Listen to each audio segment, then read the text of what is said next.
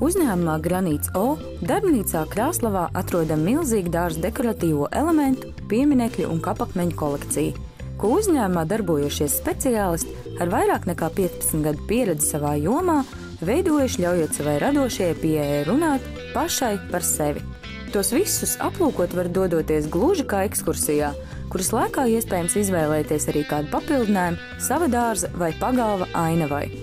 Uzņēmums nodarbojas arī ar kapu apmaļu un visa veida dārza un interjera dizaina elementu izstrādi, ko veids balstoties uz individuāliem pasūtījumiem, ļaujot katru pasūtīto produktu izveidot atbilstoši savām iespējām, pilnībā realizējot klientu vēlmes.